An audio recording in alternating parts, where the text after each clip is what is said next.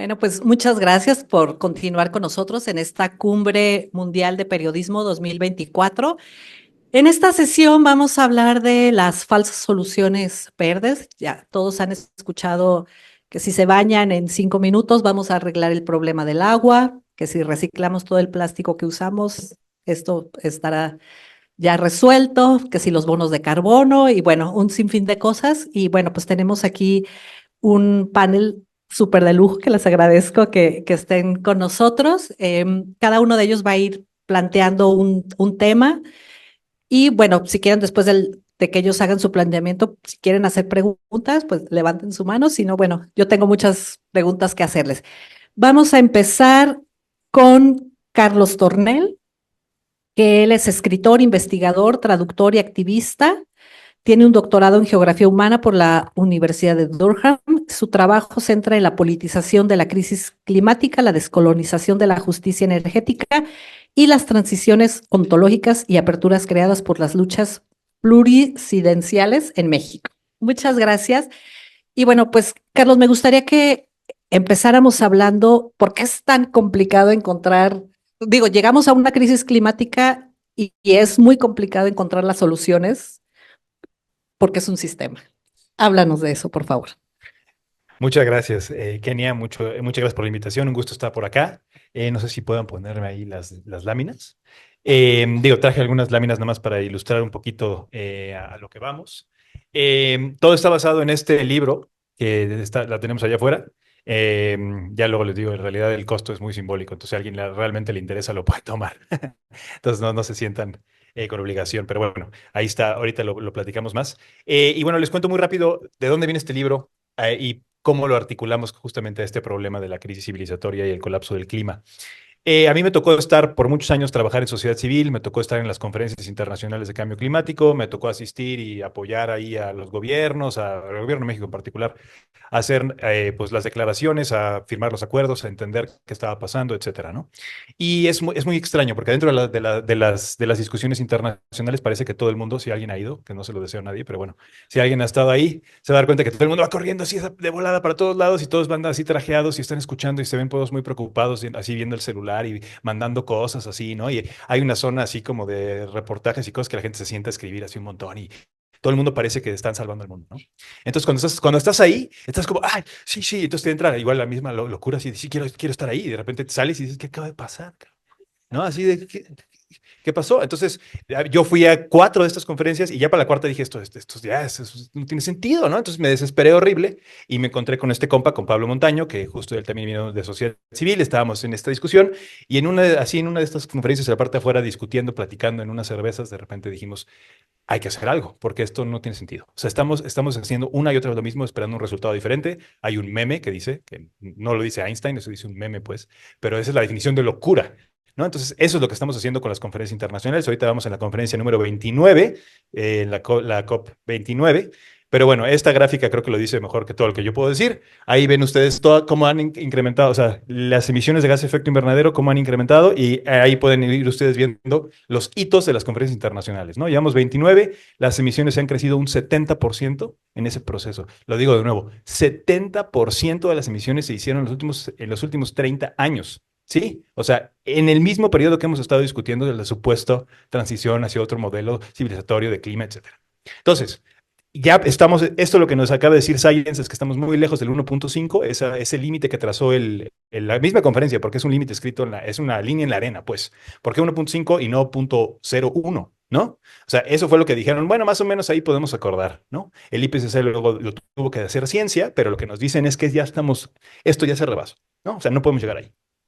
Entonces, la razón es entender por qué. ¿Qué está detrás de estas conferencias internacionales? Perdón que me estoy saltando un montón, pero es que esta presentación es muy larga, entonces nomás voy a poner algunas diapositivas para ilustrar. Detrás de este proceso, ¿sí? Lo que ha tratado de hacer la conferencia internacional, lo que han insistido en hacer los gobiernos, es utilizar esta lógica de la sustentabilidad, del desarrollo sostenible, ¿sí? Para tratar de enmascarar un modelo que, como ahora sí decíamos, un sistema que por definición es insostenible, ¿no? El capitalismo, ¿no? Porque así se llama y así se le denomina, no puede enverdecerse, no puede ser más buena onda, no puede ser más más humano, no puede ser menos racista y menos patriarcal, ¿sí? Está inscrito en su ADN. Entonces, cuando tratamos de decir desarrollo sostenible, no solo es un oxímoron, es una locura tratar de hacer eso. No tiene sentido. Entonces, por ejemplo, incluso cuando hablamos de ecología, estamos hablando de la lógica de lo ecos. Seguimos muy planteados en la racionalización. Otros pensadores pueden decir, podemos pensar en una ecosofía, ¿no? Es otra forma, la sabiduría de lo ecológico. Eso sería otra forma de presentar esa transformación. Entonces, pongo esta referencia, ¿por qué? Porque detrás de este problema del cambio climático, el colapso del clima, está ese modelo del capitalismo y como nos dice aquí Edgardo Lander, o sea, esta crisis es multifacética. No solamente es el colapso del clima, no solamente es un problema de la cuestión energética, de pobreza, democracia, estamos hablando de una crisis de significado, ¿sí? O sea, si lo piensan como en la lógica colonial, estamos en un momento en donde se agota el significado del liberalismo y la modernidad y estamos entonces que repensar ese modelo, ¿sí? Pero no tenemos las herramientas para imaginar algo distinto. Y a eso ya voy a las falsas soluciones y ya con eso ya le voy a parar ahí.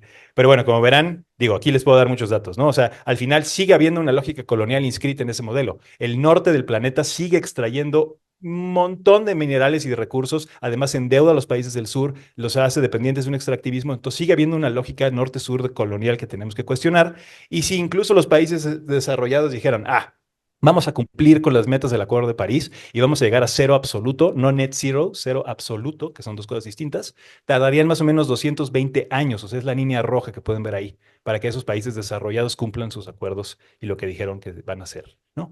Entonces, ¿qué está pasando? Y ahorita ya voy a acabar, lo prometo, estamos en un momento en donde se están llevando a cabo estas conferencias, están hablando, esta COP, la COP número 29, es la COP del financiamiento, ¿no? Van a dar dinero, históricamente han fallado en dar esos recursos, no se han alcanzado ni cerca los compromisos, y hoy lo más interesante es que eso que sí se está pactando para ser entregado y desembolsado para que los países subdesarrollados, ¿no? Como nos catalogan, pues, puedan hacer esa transición, se va a esto que le llamamos falsas soluciones. ¿Qué son las falsas soluciones? Son un montón de discursos, tecnologías, conjuntos, políticas públicas que se utilizan para pintar de verde al capitalismo, ¿no?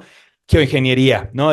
Captura y secuestro de carbono, mercados de carbono, hidrógeno verde, energía nuclear, grandes megaproyectos de desarrollo de energía renovable, ¿no? Solar, eólica, hidroeléctricas, etcétera, etcétera, etcétera. Entonces, básicamente están tratando de sostener un modelo que es insostenible, pero diciendo, ¿qué crees? Como ya no es combustible fósil, entonces no hay bronca. ¿No? Ustedes si un día tienen un tiempo de darse una vuelta en Oaxaca, al Istmo de Tehuantepec, vean qué pasa cuando hacen megaproyectos de energía, entre comillas, renovable, ¿no? Van a ver cómo hay despojo, cómo hay un modelo asociado de destrucción, de deshumanización y un ecocidio de por medio en algo que supuestamente es renovable, ¿no? Entonces, de ahí viene la crítica. Aquí tengo muchísima información de cómo sigue operando bajo un modelo colonial, cómo se sigue reproduciendo a escala planetaria. Estas son las nuevas fronteras de los minerales críticos, o sea, lo que vamos a necesitar para hacer esa transición. Entonces, es una reconfiguración geopolítica también muy importante. Y bueno, pueden ver cómo está también transformando México a un costo, a impactos a defensores del territorio enorme, ¿no? O sea, tenemos más o menos 200 asesinados en la última década, ¿no? Asociados a modelos de extractivismo que cada vez son más verdes, ¿no? Entonces, bueno. Ya la voy a dejar ahí porque ya se me acabó el tiempo, pero ahorita le platicamos de las alternativas. Muchas Bueno, gracias. ahorita le puedes hacer preguntas porque los veo muy interesados. No sé si podemos pasar a la presentación de Ana, por favor. Acá estás. Ok. Bueno, mientras presento a Ana Larrañaga, tiene un máster en alimentación y desarrollo por la Universidad de Sussex y el Instituto de Estudios del Desarrollo con una beca Cheving en el Reino Unido. Posee diplomas en educación ambiental y sostenibilidad. Ha trabajado como consultora para la Organización Panamericana de la Salud. Fue becaria de la Fundación Berta y colaboró con la organización NSD Child. Actualmente es investigadora en el equipo de salud alimentaria del Poder del Consumidor, una organización de la sociedad civil que defiende y promueve los derechos de los consumidores en México. Y bueno, tú has estudiado el tema justamente como el consumo nos ha llevado, bueno, a generar un montón de problemas ambientales y la responsabilidad ha recaído en el consumidor. Entonces, háblanos un poco de eso, Ana, por favor. Sí. O si quieres, Si quieres, yo le doy. Ok, gracias. Bueno, pues muchas gracias por este espacio y la verdad es que yo de formación soy nutrióloga, no es una profesión en la que se suela orientar a quienes la estudian a pensar en los impactos ambientales. Creo que es un área que se enfoca mucho hacia lo clínico y deja de lado muchos aspectos que están muy ligados con la alimentación, más allá del impacto que claramente sí tiene en la salud.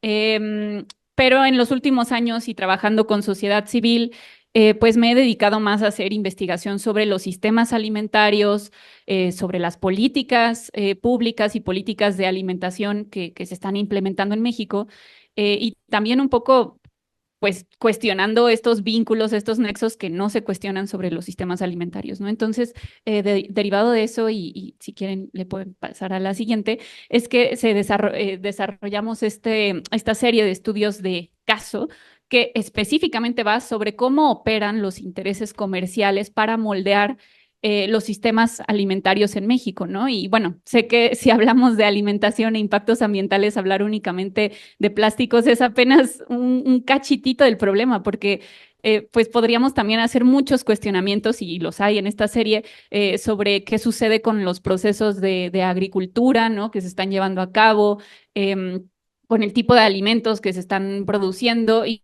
bueno, también si nos vamos a la problemática de plásticos, pues los plásticos que emiten los sistemas alimentarios también solo son una parte de los plásticos, ¿no? Pero siempre lo pienso así, cuando entramos a un supermercado realmente ya solo queda quizá uno o dos pasillos, una o dos secciones en los que los alimentos no están envueltos en plástico y el resto de los pasillos de los supermercados lo están, ¿no? Entonces ha habido esta transición en nuestros sistemas alimentarios en las que ahora están, hay un matrimonio entre la industria plástica y lo que comemos, ¿no? Y prácticamente es ya imposible de separarlo.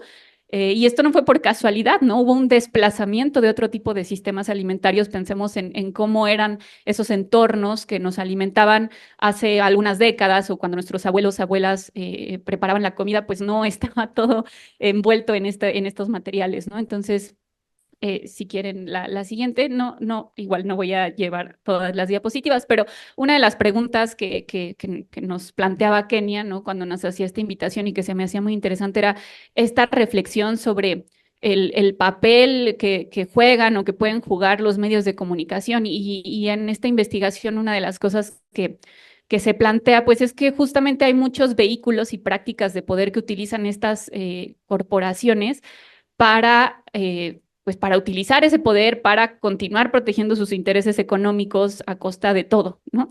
Y uno de esos vehículos es justamente la formación de preferencias, que ahí entran todas estas narrativas públicas, en medios de comunicación, bueno, todo lo que pueda moldear la percepción del público, de las audiencias, respecto de una industria, ¿no? Entonces, creo que aquí está como gran parte del papel que pueden jugar comunicadores, comunicadoras, ¿no?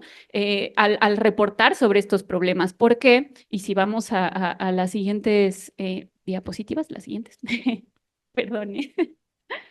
Pues podemos ver que mucha de la narrativa está centrada, sigue centrada en los individuos, ¿no? A pesar de que la evidencia ya es abrumadora sobre la responsabilidad, sobre el grado de responsabilidad que tienen estas corporaciones que producen y utilizan estos plásticos, ¿no? Y aquí vemos estos encabezados de ECOSE, que pueden ver quiénes conforman esta organización, que además está muy posicionada como una organización que ejerce acciones de responsabilidad social empresarial, porque van y limpian una playa. Claramente lo que limpian en un día de esas jornadas no se compara con las toneladas de plásticos o sea, que generan estas mismas corporaciones, ¿no?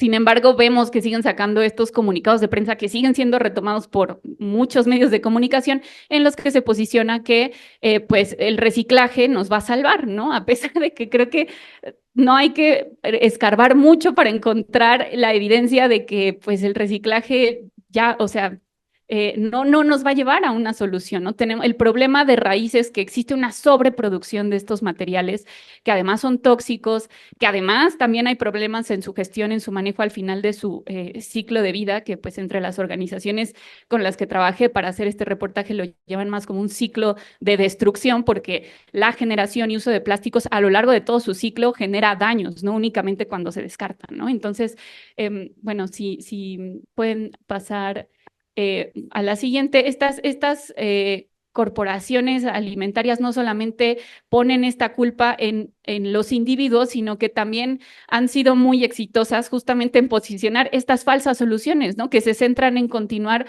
promoviendo un esquema que a toda luces no es sostenible y dejan de lado pues, digamos, acciones que están en sus manos, como el diseño y la propia producción de las materias que están siendo un problema.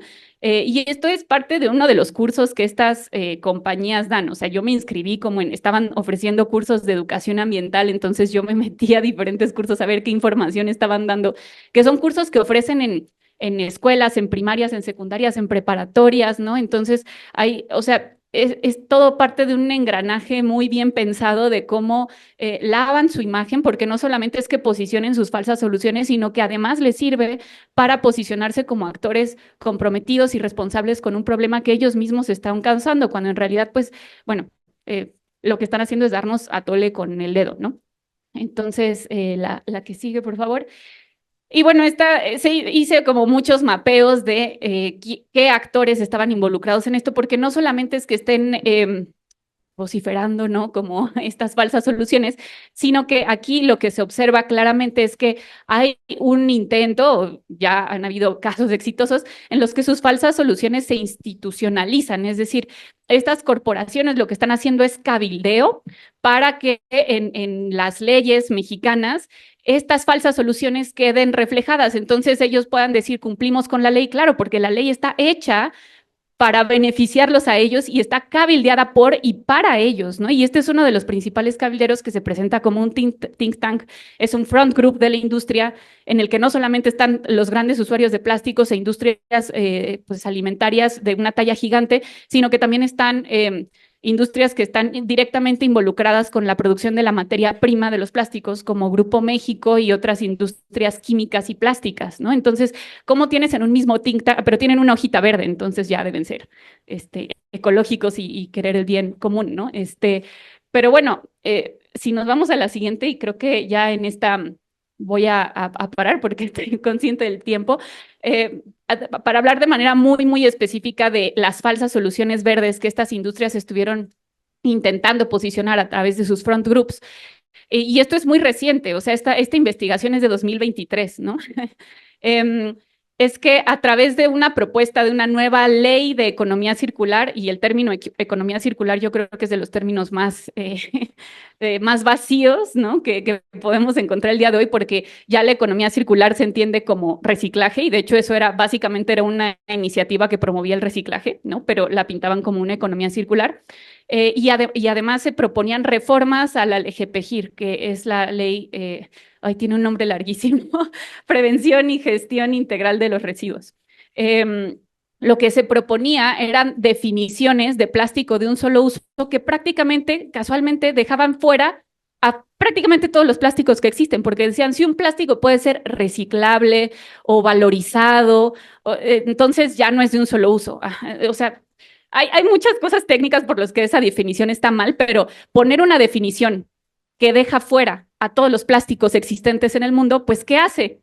Que ningún plástico, en esta ficción legal que pasaría, ningún plástico es un plástico de un solo uso. Y lo que hace que un plástico sea un plástico de un solo uso es su diseño. Cuando está diseñado para ser usado y descartado, eso lo convierte en un plástico de un solo uso.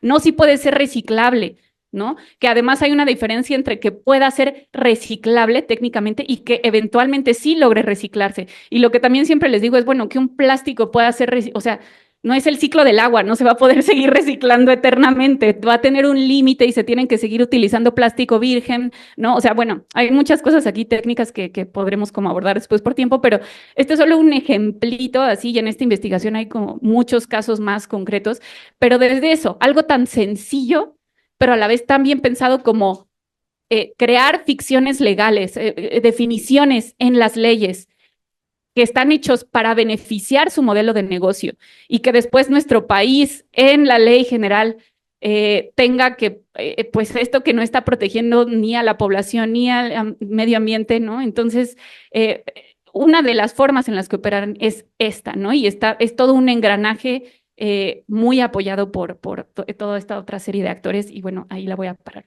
Gracias. Muchas gracias, Ana. Bueno, ahora sigue Emilio Godoy, que es un periodista de investigación especializado en temas ambientales y energéticos. Bueno, colabora en medios mexicanos e internacionales y ha publicado, sobre todo en temas de desarrollo sostenible, la emergencia climática y la transición energética. En el 2022 recibió el Príncipe Alberto de Mónaco por su cobertura sobre el cambio climático, la biodiversidad y el agua, otorgado por la Asociación de Corresponsales de las Naciones Unidas. Emilio, a ver, como vemos, pues has trabajado mucho este tema desde la perspectiva del periodismo. ¿Qué te has encontrado de estas falsas soluciones verdes? ¿Qué es lo que debemos estar alertas? Sí, buenas tardes. Muchas gracias por la invitación. Es un gusto estar acá y gracias por la paciencia en un sábado a esta hora.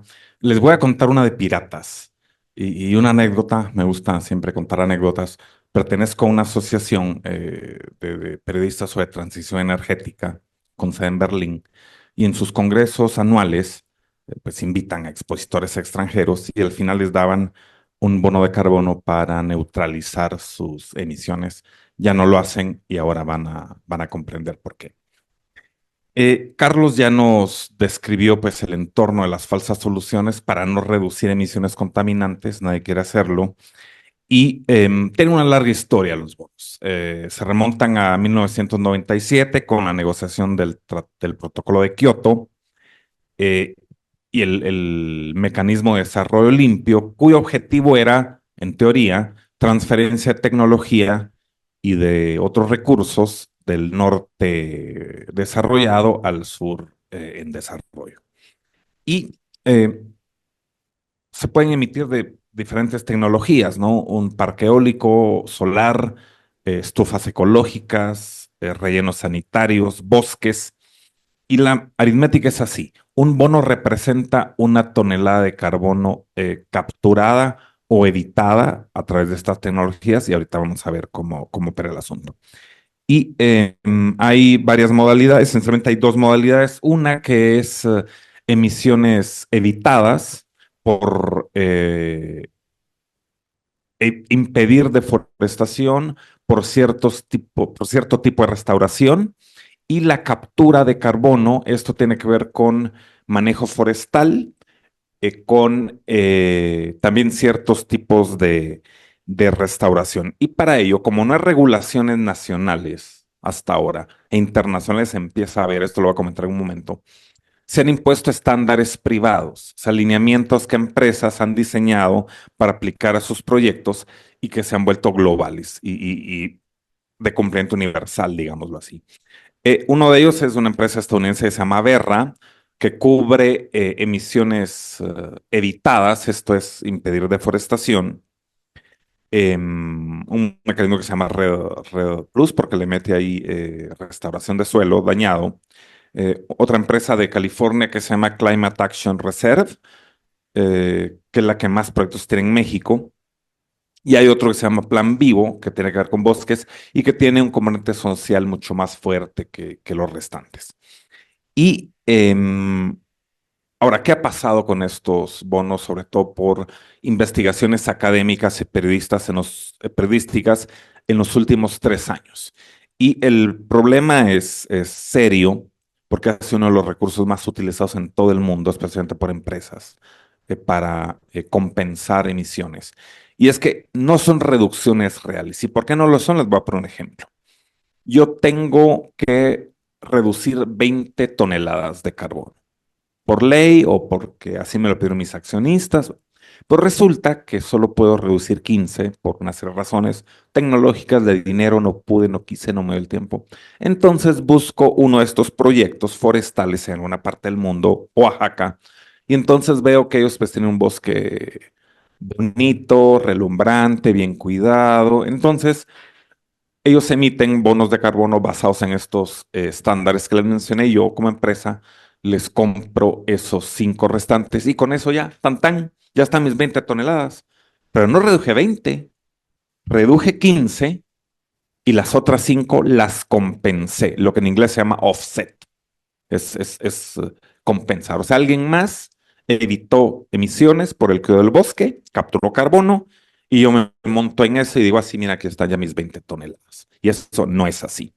Luego, las investigaciones han demostrado que proyectos forestales en todo el mundo, incluyendo México, han recibido financiamiento que no necesitaban. Es decir, el proyecto caminaba solo, está en buenas condiciones, tenían dinero y realmente no necesitaban ese ingreso por bonos de carbono o por financiamiento de otro tipo. Y luego, pues el ecolavado, el greenwashing. Microsoft es el mayor comprador de bonos en el mundo y Microsoft está impulsando centros de datos, incluyendo México, que consumen grandes cantidades de energía y agua. Y entonces, ¿qué está haciendo? Usa los bonos para compensar esos daños ambientales. Y finalmente, algo que una investigación reciente descubrió es que para las empresas que compran estos bonos, hay un riesgo empresarial. ¿Por qué? Porque están comprando aire. Están comprando bonos chatarra y eso imagínense, yo soy el CEO de una empresa y resulta que compré un montón de bonos y dicen en medios y académicos que lo que compré no vale nada. ¿Qué les digo a mis accionistas? Ups, me gasté 5 millones de dólares en comprar bonos chatarra. ¿Cómo lo justifico? ¿Cómo lo defiendo? Por eso es que hoy tenemos un mercado paralizado porque no hay financistas, hay mucha desconfianza, la gente no quiere invertir en una cosa trucha. Los compradores, con toda razón, tienen desconfianza, hipocresía esa parte. O sea, les comenté el caso de Microsoft, ¿no? Pero hay petroleras, hay químicas, hay empresas alimenticias, hay de todo comprando, hay una fiebre de bonos de carbono.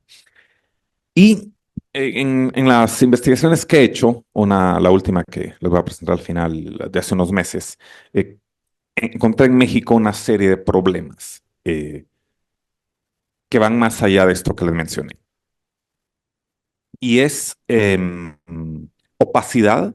De hecho, los contratos firmados por comunidades con empresas tienen una cláusula de confidencialidad que no pueden revelar esos contratos. Una de las cosas que más me costó, pasé meses en esto, fue encontrar un contrato. Al final conseguí dos, pero fueron las tareas más arduas de obtener.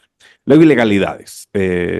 La ley agraria en México impide firmar contratos que impliquen uso de tierra en términos genéricos por más de 30 años. Hay contratos firmados por 100 años. Eso es ilegal. Y hasta ahora la Procuraduría Agraria está interviniendo. Ya mencioné los contratos confidenciales, mediciones exageradas de CO2. Una hectárea tiene en promedio 800 árboles y esos 800 árboles capturan un promedio de 7 toneladas de carbono. Esas mediciones en los proyectos están por arriba de eso y ahora hay una revisión de la metodología que en la mayoría de casos implica que por hectárea los proyectos van a capturar menos carbono, unas 4 toneladas, y eso tiene implicaciones tanto de emisión de bonos como de cuestión financiera. Y la última, omisiones gubernamentales. Esto no es menor, porque esto está pasando porque CONAFOR creó condiciones para que esto ocurriera. ¿Y qué quiero decir con esto? Ha habido recortes al sector ambiental, por ende las comunidades forestales reciben menos dinero y pueden hacer menos trabajo. Entonces aparecen los piratas del carbono ofreciendo un montón de dinero y que van a emitir millones de bonos y las comunidades caen en estas redes. El gobierno se entera porque Semarnat y CONAFOR visitaron varias comunidades en la península de Yucatán, en el norte de México, escucharon los abusos y entonces salieron a pegar el grito de ladrones. ¿Quién los puso allí en primer lugar? Y al final van a ver la perversión de este mecanismo. Siguiente, por favor. Bueno, ¿y qué está pasando? Hoy está terminando casi caóticamente la cumbre del clima y ahí aprobaron desde los primeros días las reglas de los mercados internacionales de carbono, el llamado artículo 6, que establece cómo países y empresas pueden aliarse para vender bonos, crear mercados nacionales vinculados a los espacios internacionales y las reglas de cómo pueden operar. Pues hay un lío porque lo que aprobaron favorece doble contabilidad, quiere decir que el vendedor y el comprador del bono lo pueden reportar al mismo tiempo. Y hay un problema. Porque uno es uno a menos que hablemos de aritmética cuántica. No es que uno sean tres. Hay poca transparencia, no hay mayores obligaciones para reportar las operaciones y las que se reporten se van a verificar en el futuro y eso crea problemas.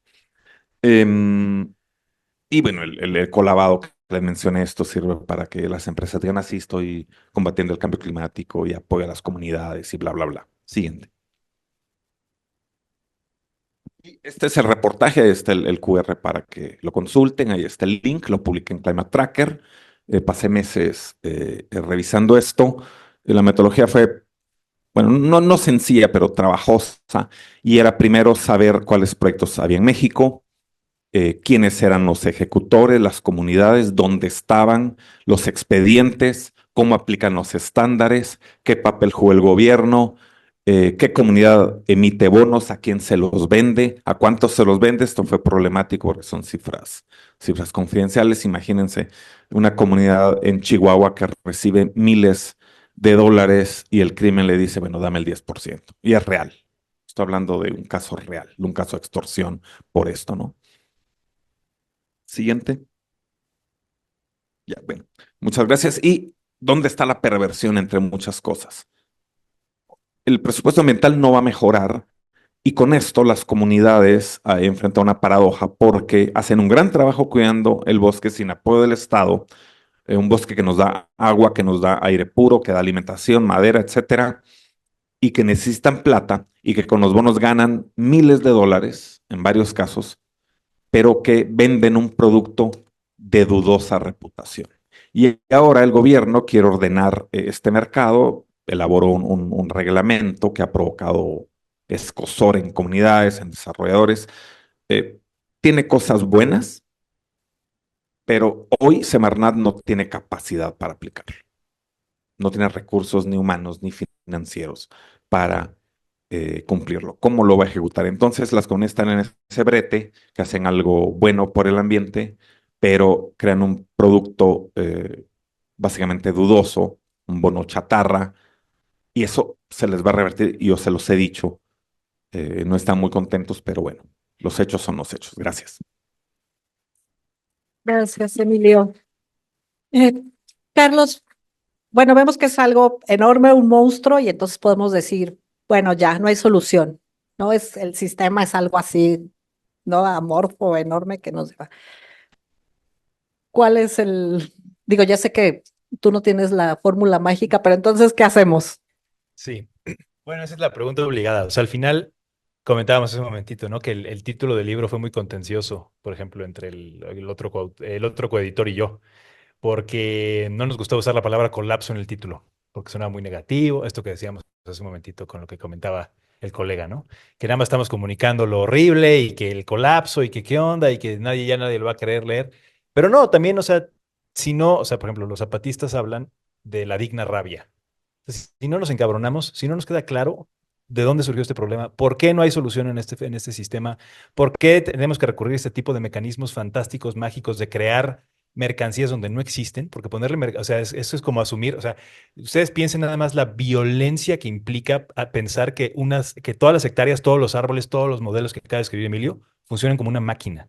Eso es de las cosas más brutalmente violentas que puede existir. Es una abstracción en una hoja de Excel.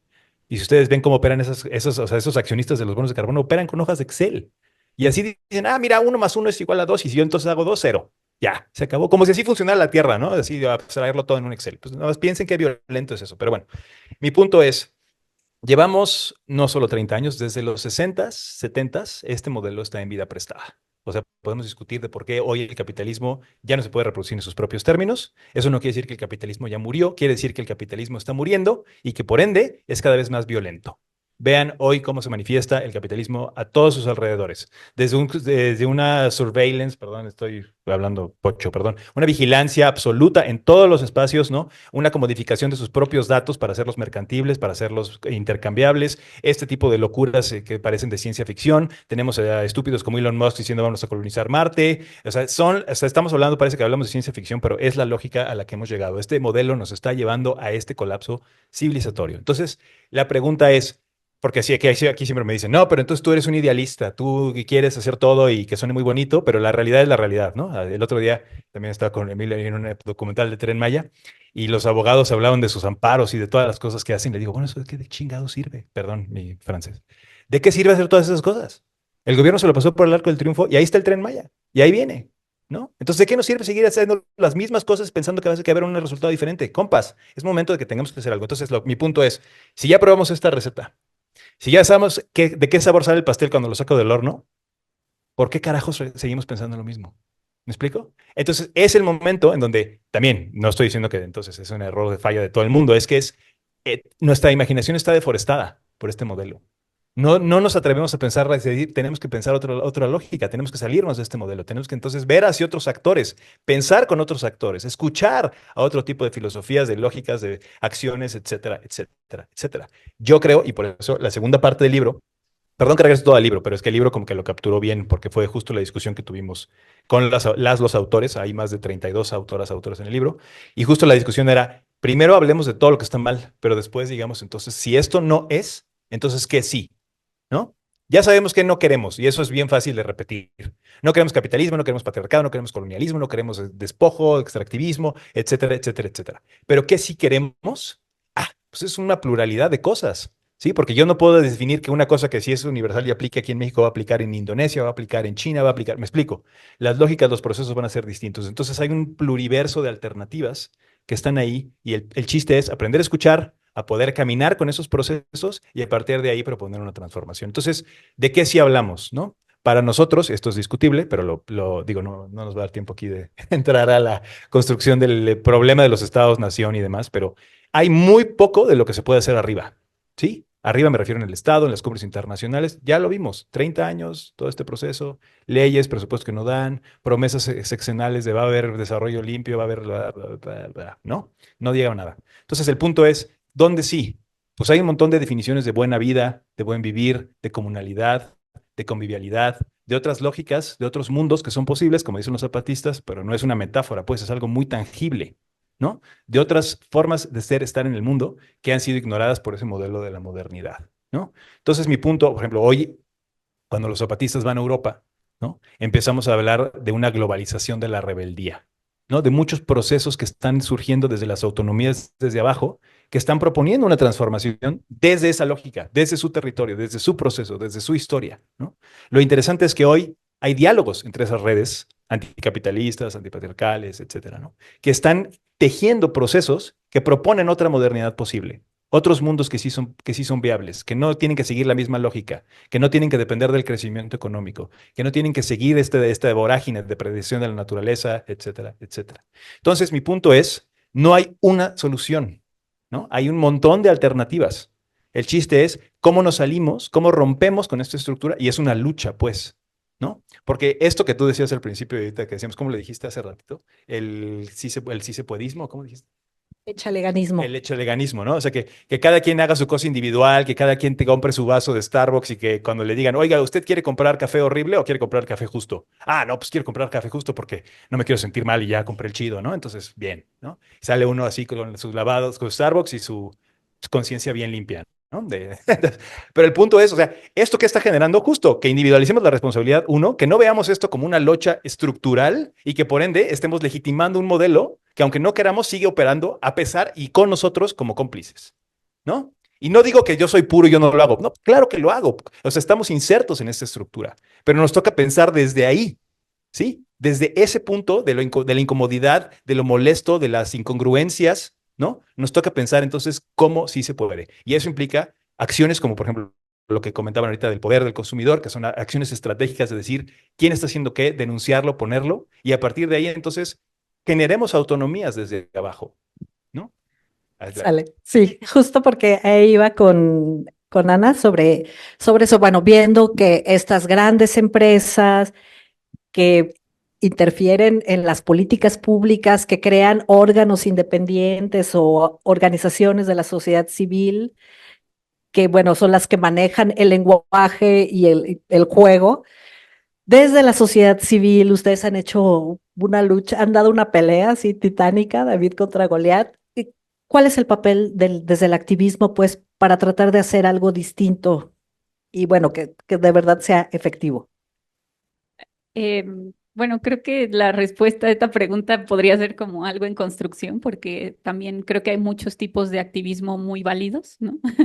Y pues mucho de lo que hemos intentado hacer es esta labor de denuncia, ¿no? Como poner el foco en estos grandes actores que tienen la realidad, tienen muchísimo poder político, además de poder económico, porque uno se traduce en el otro, ¿no?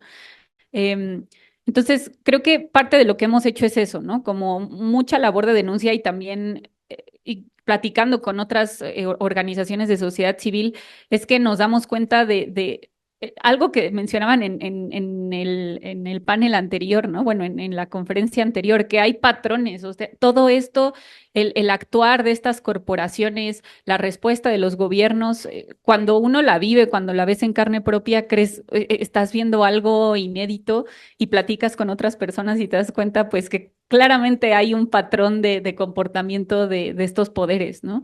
Entonces, también creo que hay un poder en el documentarlo, en compartirlo con otras organizaciones y pues de repente ser ese actor incómodo en algunas mesas y otras veces toca rechazar estar en algunos espacios, ¿no? Como forma de protesta.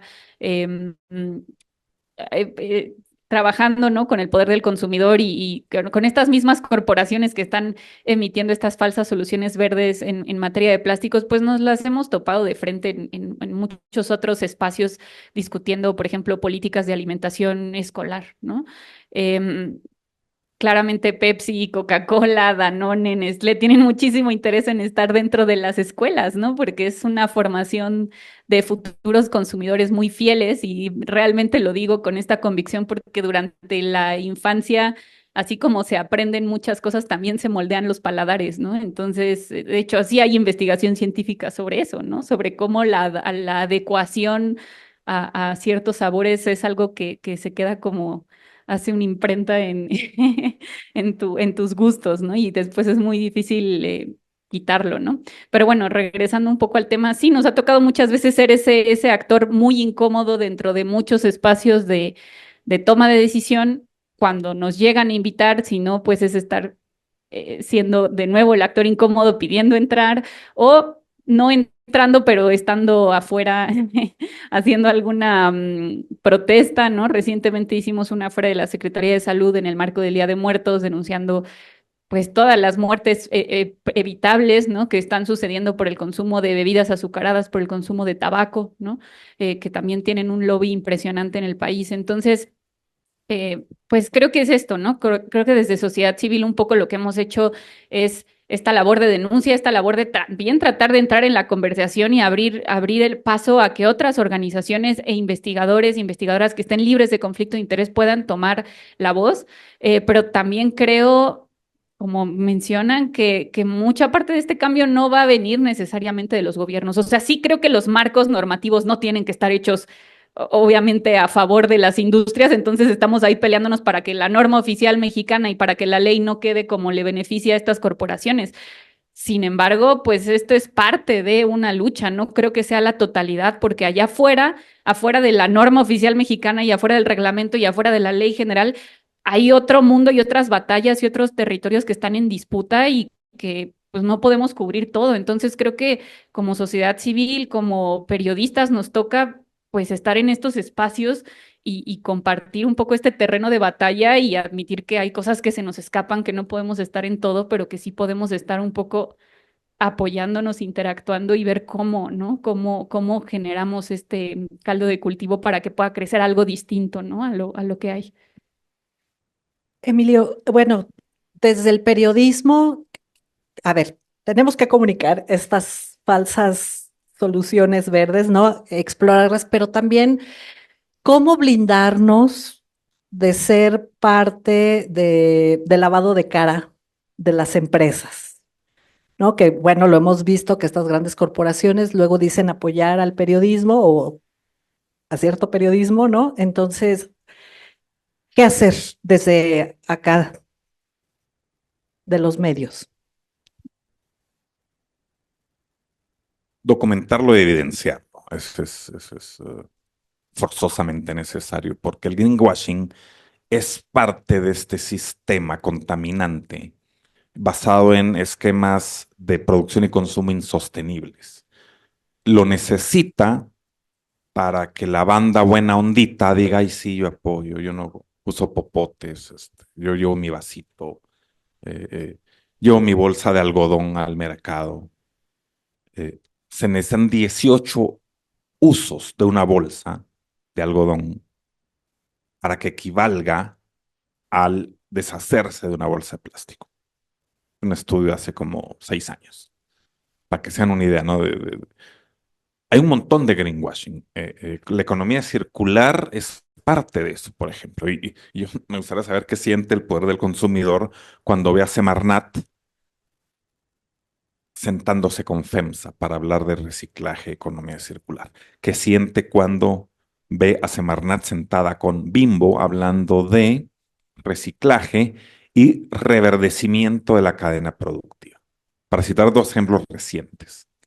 Entonces, nosotros tenemos que evidenciar, esto lo dije en una plática ayer en otro foro, nosotros tenemos que evidenciar los vacíos, las contradicciones de las políticas públicas, el deber ser y el ser. Aquí está la realidad, la terca realidad, el imperio de los hechos y los datos duros, que es la materia, que es nuestra materia prima. Con eso funcionamos por una serie de razones ontológicas, existenciales, etcétera, metodológicas, etcétera.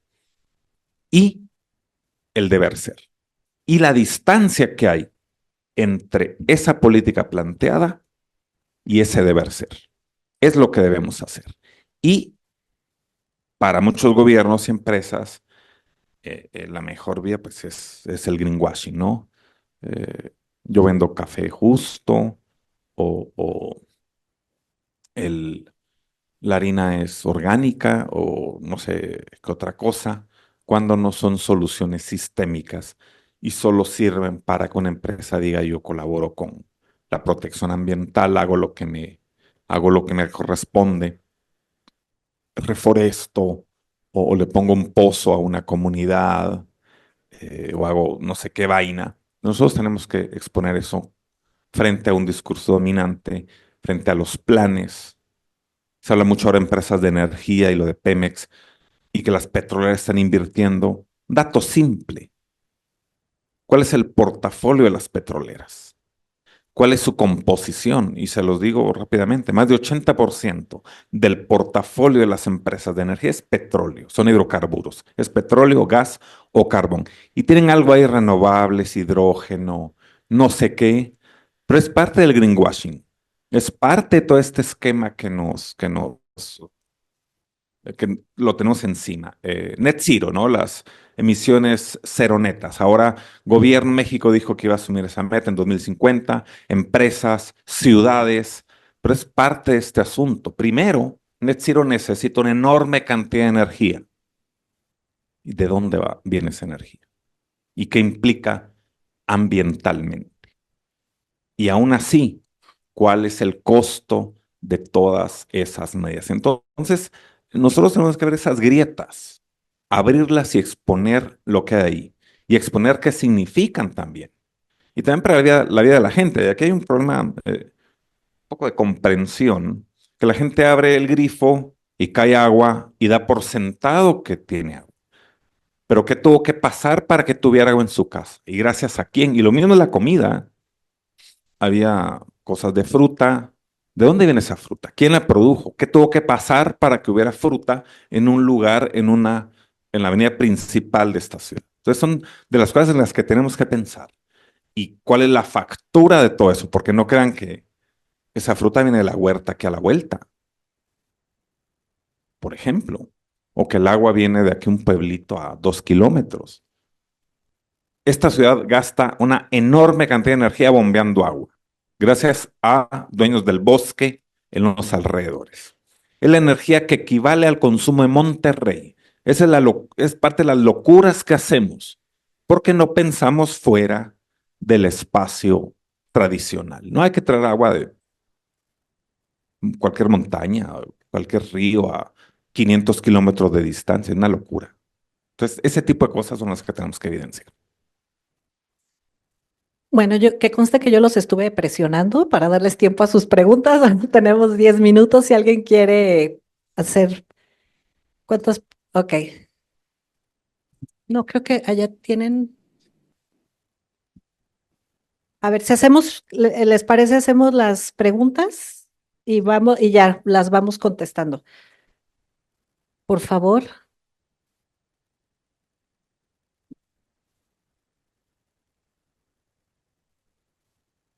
Y yo tengo una pregunta sobre todo a Ana, y es, pues, ¿qué podemos hacer como periodistas antes de toda esta propaganda? Porque al final hay todas esas cosas como bien complejas con los sellos que son falsos, con los estándares que no sirven, con el gas verde y cosas así. Y entonces podríamos como, sí, podemos explicar por qué es falso de una manera muy compleja, pero ellos tienen departamentos de publicidad que son muy bien pagados, que tienen mucho tiempo, que tienen muchas capacidades, que el día siguiente vienen con nuevas mentiras. Y ese se vuelve como un constructo tan complejo que mucha gente ya no lo entienden. Como que ok, tú eres ambientalista y ¿por qué estás en contra de que siembran árboles? Am, Ok, sí, como, ¿qué podemos hacer? gracias. ¿Quién más le había levantado la mano?